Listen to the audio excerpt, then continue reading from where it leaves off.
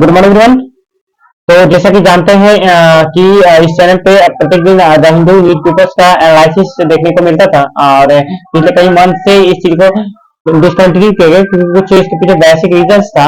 और एक बार फिर से आज हम लोग द हिंदू का न्यूज़पेपर्स का एनालिसिस स्टार्ट किए हैं और ये तब तक वो करते रहेंगे जब तक कि अब यूपीएससी सीएससी प्रीलिम्स का एग्जामिनेशन से लेकर के मेंस तक कंप्लीट ना हो जाए। ठीक है, तो हम लोग देखेंगे द हिंदू का न्यूज़पेपर से और हो सकता है कि उससे भी ज्यादा आगे कंटिन्यू रखे, लेकिन अभी टारगेट है मेंस एग्जामिनेशन तक। ठीक है, 2024 का जो यूपीएससी सीएससी का जो मेंस एग्जामिनेशन होगा तब तक ये द हिंदू न्यूज़पेपर तब तक आपको कंटिन्यू मिलते रहेगा। उसके बाद फिर आगे की प्लानिंग किया जाएगा, क्या मतलब आगे कंटिन्यू रखना चाहिए, जैसा आप लोग का रिव्यू आएगा उसके बेस पे फिर काम करेंगे। ठीक है, तो चलिए देखते हैं आज का द हिंदू का न्यूज़पेपर। उसमें देखेंगे मेन मेन इंपॉर्टेंट एडिटोरियल्स और उसके बाद देख करके हम लोग देखेंगे इंपॉर्टेंट न्यूज। फर्स्ट वन हम लोग देखते हैं इंपॉर्टेंट न्यूज। देखिए जब पहला न्यूज की बात करते हैं तो यहाँ पे द हिंदू न्यूज़पेपर जो है इसे पब्लिश किया गया है पिछले दिन, जो सुप्रीम कोर्ट है। ठीक है, सुप्रीम कोर्ट के द्वारा जो यहाँ जम्मू कश्मीर को स्पेशल स्टेटस था,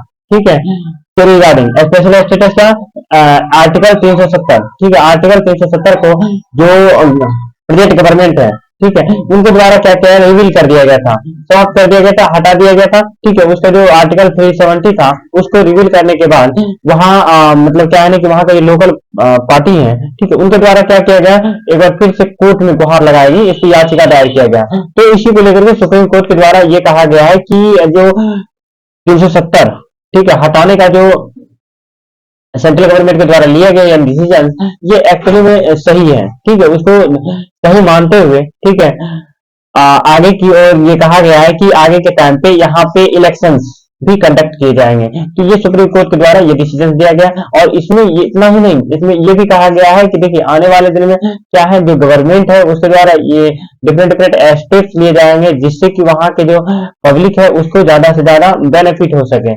और इस तरह से क्या इसके पीछे रीजन है क्योंकि जस्ट लाइक अदर स्टेट, ठीक है, जम्मू कश्मीर भी एक क्या है, एक स्टेट है।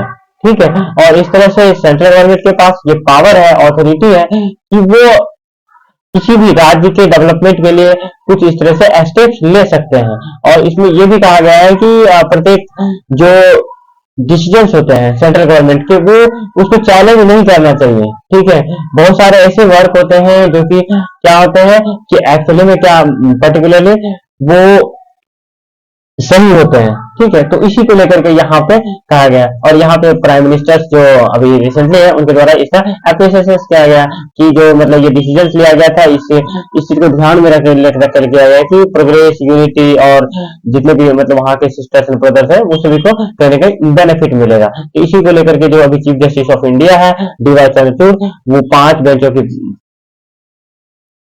पीठ में इस डिसीजन को एक बार फिर से निर्णय लिया है। ठीक है, तो अब देखिए इसके बारे में जब आगे बात करते हैं कि पर्टिकुलरली इसका बैकग्राउंड क्या है, तो आर्टिकल 370, ठीक है, 370 के बारे में हम लोग कल डिस्कशन करेंगे इन डिटेल से। ठीक है, 370 क्या है, उसके अंदर आर्टिकल 350A क्या था जिसको कि रिमूव किया गया। ठीक है, देखिए कभी कभी क्या होता है ना कि 370 डायरेक्ट बोल देते हैं, 370 हटा दिया गया, लेकिन एक्चुअली में क्या है ना कि आर्टिकल 350A भी इससे थ्रू ऑटोमेटिक हट गया। ठीक है, जो कि वहां के जो ऑटोनॉमी है जम्मू कश्मीर का, ठीक है, उसको कहीं ना कहीं इस तरह से ये बताया जा रहा है कि मतलब रिवील किया गया। ठीक है, तो ये सब चीज बताएंगे, जो बैकग्राउंड है राजा हरि सिंह के बारे में और किस तरह से जम्मू कश्मीर हमारे इंडिया का एक अभिन्न अंग बना। ठीक है, ये सब चीज के बारे में कल डिटेल से मतलब हम लोग स्टडी करेंगे। ठीक है, अब देखिए यहाँ पे ये जो न्यूज है, अभी देखिए रिसेंटली क्या हुआ ना कि टोटल के 4 स्टेट में हमारे कंट्री में क्या हुआ था, इलेक्शन हुआ था। ठीक है, लेजिस्लेटिव असेंबली का। ठीक है, तो इसमें क्या है ना कि ये जो स्टेट था इसमें आपका मिजोरम था, ठीक है, तेलंगाना था और उसके बाद तेलंगाना के बाद आपका राजस्थान था और राजस्थान के बाद आपका छत्तीसगढ़ था। ठीक है, तो प्रत्येक स्टेट में ये 4 स्टेट में कहीं ना कहीं लेजिस्लेटिव असेंबली का इलेक्शन था, जिसमें कि 3 स्टेट ऐसे हुए जिसमें कि बीजेपी, ठीक है, जो भारतीय जनता पार्टी है उनका विजय हुआ। ठीक है, और उसके बाद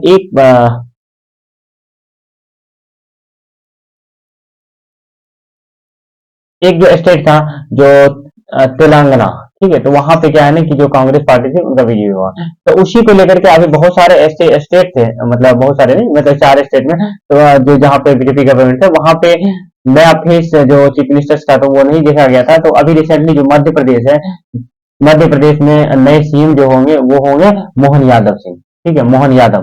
ठीक है, तो ये नए सीएम होंगे। और इससे पहले कौन थे? तो इससे पहले थे शिवराज सिंह चौहान थे। ठीक है, तो अब देखिए ये आगे आने वाले में एमपी के सीएम होंगे। ठीक है, क्या नाम है? मोहन यादव सिंह।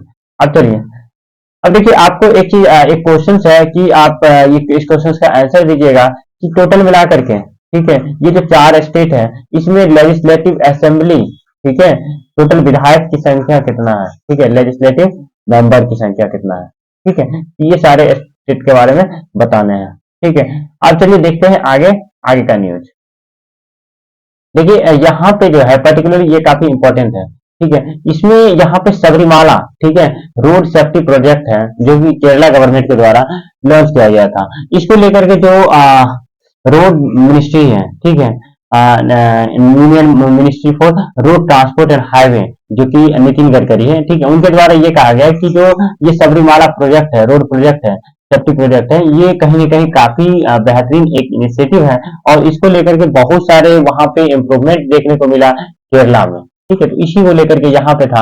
और इसमें ये भी बताया गया है कि पर्टिकुलरली इसमें बहुत सारे एनजीओ, ठीक है, उसके बाद वर्ल्ड बैंक के द्वारा, इसमें लाइफ फाउंडेशन के द्वारा ये अपना क्या किया गया, इसमें बहुत सारे मतलब फंडिंग किया गया। ठीक है, और इसमें क्या है ना कि जो डिफरेंट डिफरेंट पिलग्रिम्स होते हैं, चाहे वो टाइम टू टाइम सीजन पे क्या होता है ना कि वो इसको विजिट करते हैं। ठीक है, ये जो स्टेट है इसको विजिट करते हैं, तो जिससे क्या होता है ना कि वहाँ का जो लोकल पीपल्स हैं उसको कहीं ना कहीं बेनिफिट मिलता है, उसका जो मतलब रोजगार मिलता है। तो ये सब सारी चीज से कहीं ना कहीं ज्यादा बेनिफिशियल होता है। यहाँ तक कि देखिए पर्टिकुलरली जो व्हीकल्स हो गया, पाइल्स हो गया, उसके बाद जाकर के वहाँ पे, उसके बाद जाकर के जो लोकल लेवल पे रूम्स अवेलेबल हो जाते हैं 24x7।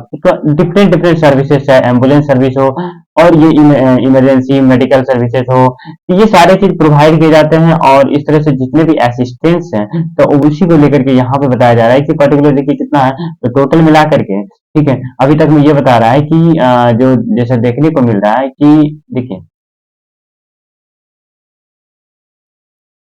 तो डिफरेंट डिफरेंट क्या है ना, देखिए यहाँ पे ये बता रहा है कि 300 पीपल्स, ठीक है, और 90 मैकेनिकल टीम्स इसमें अभी वर्क कर रहे हैं। और इस तरह से मोबाइल कम्युनिकेशन, फाइव करेंट, ठीक है, तो ये सारी चीज यहाँ पे देखने को मिलता है। ये कहीं ना कहीं एक सबरीमाला प्रोजेक्ट जो है यहाँ पे काफी लेवल पे काम कर रहा है। और इनके द्वारा ये कहा गया है कि प्रत्येक स्टेट को इस तरह से ऐसे इनिशिएटिव लेने चाहिए। ठीक है, तो ये कहा गया union ministry for road transport and highway के द्वारा।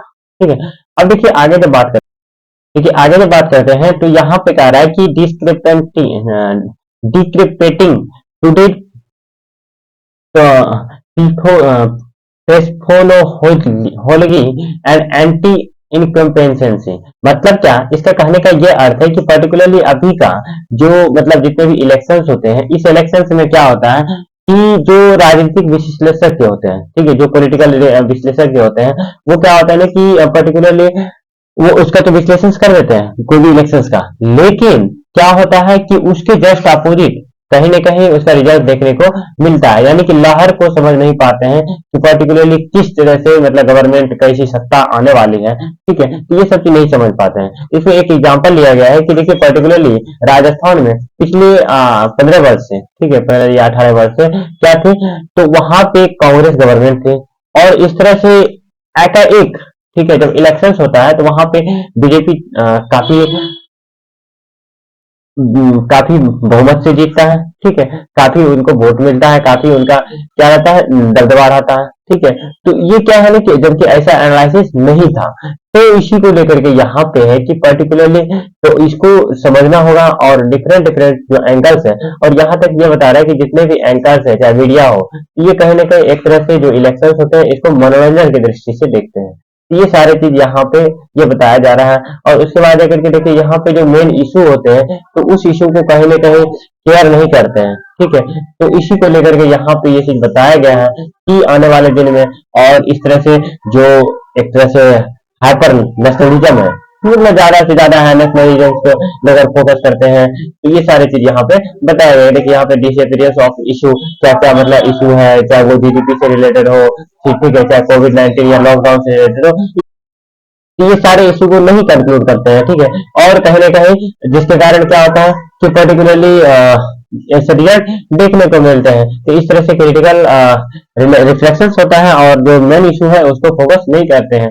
इसको लेकर के यहाँ पे चाहिए जो भी मीडिया है इस चीज को एनालाइज करें। अब देखिए यहाँ पे है पर्टिकुलरली यहाँ पे जो उड़ीसा है, उड़ीसा में जो फूड सिक्योरिटी है वो काफी बेहतर है। तो इसी को लेकर के यहाँ पे ये जो आर्टिकल्स लिखा गया है इसमें ये कहा रहा है कि जो अन्य स्टेट है, जो अदर स्टेट है उसको भी इस चीज को फॉलो करना चाहिए। किसको? तो जो हार्वेस्टिंग के लिए उड़ीसा में, ठीक है, जो फूड सिक्योरिटी को लेकर के इनिशिएटिव लिया गया है, ठीक है। तो इसी को लेकर के यहाँ पे है कि पर्टिकुलरली देखिए क्या है ना कि उड़ीसा जो है, ठीक है, एक मतलब पुअर स्टेट है, ठीक है, कंपेरिजन टू अदर स्टेट, ठीक है।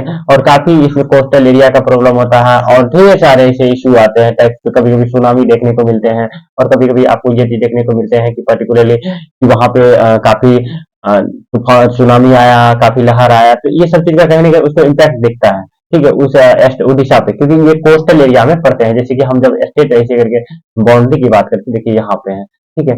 तो इस तरह से जब बात करते हैं तो पर्टिकुलरली देखिएगा कि ओडिशा जो है हमारा ये वाला एरिया में पड़ता है, ठीक है, ये वाला एरिया में पड़ता है। तो देखिए यहाँ पे क्या होता है, इधर से जो बे ऑफ बंगाल है, ठीक है, बे ऑफ बंगाल में काफी लहर जब उठती है सुनामी, तो ये इसका जो कोस्टल एरिया के कारण ये इसका बहुत सारा क्षति होता है। फिर भी, ठीक है, ये जो है अपने आप को फूड सिक्योरिटी को ज्यादा से ज्यादा प्रमोट किया है और अभी के टाइम पे ये कहीं ना कहीं काफी आगे है, ठीक है। तो देखिए यहाँ पे डिजास्टर मैनेजमेंट और अब उसके लेकर के इसको लेकर के काफी सतर्क कर रहे हैं अदर स्टेट को। तो देखिए यहाँ पे कहता है कोऑपरेशन 28, ठीक है, जो कोऑपरेशन 28 था होने वाला है, ये कहाँ पे होने वाला है? तो ये आपका संयुक्त अरब अमीरात, यूनाइटेड अरब अमीरात में होने वाला है, ठीक है।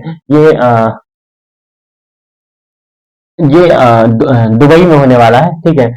और ये कब होने वाला है? तो 30 नवंबर से 12 दिसंबर 2023 तक ये चलेगा, मतलब चल रही है, ठीक है। तो इसी को लेकर के ये चीज बताया गया है कि किस तरह से, ठीक है, अब की बार का जो थीम है ये जो कॉपरेशन 28 का, इसका थीम है क्या कि किस तरह से प्लानिट को प्लानिट पे जो मतलब हमारा अर्थ प्लानिट है, ठीक है, तो इस पे किस तरह से हम लोग पीस एंड प्रोस्पेरिटी, ठीक है, पीस शांति और क्या कर सकते हैं कि संपन्नता ला सकते हैं। इसी को लेकर के यहाँ पे बात की जा रही है कि हमारे अर्थ को किस तरह से केयर करना चाहिए। और डिजास्टर मैनेजमेंट प्रोजेक्ट के तहत इसमें जो है 560 पर ईयर और उसके बाद लेकर के 1.5 per day year hunger millennium accepted था, ठीक है। और अभी के डेट पे ये चीज मतलब ग्रो कर गया 20%, ठीक है। तो इसी को लेकर के ये सारी चीज यहाँ पे बताया गया है और एग्रीकल्चर का ट्रांसफॉर्मेशन कैसे हुआ, उसके बाद लेकर के रिलीजियस सस्टेनेबिलिटी कैसे हुआ, सोशल प्रोटेक्शन कैसे हो गए, ये सारे चीज के बारे में बात की जा रही है कि किस तरह से आगे ओडिशा जो है आगे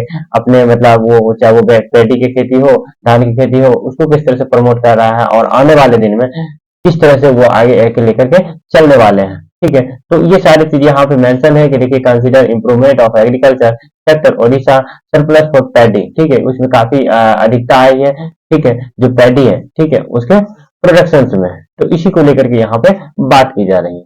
अब देखिए आगे जब बात करते हैं, देखिए आगे जो बात करते हैं तो यहाँ पे पर्टिकुलरली वेब ब्राउजर्स के बारे में बताया गया है कि देखिए web browser understanding web browsers how do they work, ठीक है। तो देखिए यहाँ पे कहता है कि हम लोग समझेंगे कि वेब ब्राउजर कैसे काम करते हैं, ठीक है। तो देखिए हम पहले हम बात करते हैं कि वेब ब्राउजर होते क्या है। देखिए क्या है कि जब वेब ब्राउजर्स की बात करते हैं एक चीज और टर्म आता है यहाँ पे सर्च इंजन, ठीक है। तो देखिए दोनों कहीं ना कहीं मिलता जुलता रिलेट्स है, लेकिन यहाँ पे वेब ब्राउजर जो आपको, ठीक है, जैसे कि पर्टिकुलरली आप क्लिक जिस चीज पे क्लिक करते हैं, जैसे कि आप इंटरनेट खोलने के लिए, इंटरनेट ओपन करने के लिए क्या करते हैं ना, पहले जिस चीज पे क्लिक करते हैं, जैसे कि आपका देखिए मोबाइल चलाते होंगे तो उसमें आपको होगा क्रोम, ठीक है, क्रोम होगा, उसके बाद जाकर के मोजिला फायरफॉक्स, ठीक है। और डिफरेंट डिफरेंट लैपटॉप में भी देखिएगा मोजिला फायरफॉक्स होता है। देखिए इंटरनेट एक्सप्लोरर की जगह पे अभी इज आ गया, ये होगा, है ना। तो ये सारे क्या है, एक ब्राउजर है और इसके अंदर होते हैं क्या चीज, सर्च इंजन, जहां पे कि हम लोग सर्च करते हैं, है ना। और सर्च जैसे कि गूगल हो गया, तो ये क्या हो गया, हमारा एक सर्च इंजन हो गया। इसी तरह से आपको बहुत सारा याहू, ठीक है, ये क्या हो गया, आपका सर्च इंजन हो गया। और देखिए यहाँ पे क्या हो रहा है कि ब्राउजर के अंदर हमारा सर्च इंजन होता है। सपोज करो ये, सपोज कीजिए कि ये हमारा क्या है, ये हमारा ब्राउज़र है, ठीक है, गूगल क्रोम में देखिए ऐसा ही डिज़ाइन होता है आई थिंक, ठीक है, आप देख पा रहे होंगे, हाँ, हाँ, इस तरह से होता है, ठीक है, तो ये हमारा हो गया क्या चीज़? तो ये हमारा हो गया ब्राउज़र, गूगल क्रोम, इस पे आप क्लिक कीजिएगा तो फिर जाकर के आप सर्च इंजन पे आइएगा, जहाँ पे आपको डिफरेंट डिफरेंट ऐसे गूगल या याहू देखने को मिलेगा। अब देखिए ये ब्राउज़र, यहाँ पे यही पूछा जा रहा है कि ब्राउज़र कैसे काम करता है? तो देखिए ब्राउज़र की जब बात करते हैं तो ये क्या है कि पर्टिकुलरली इसमें ये बताया जा रहा है कि जब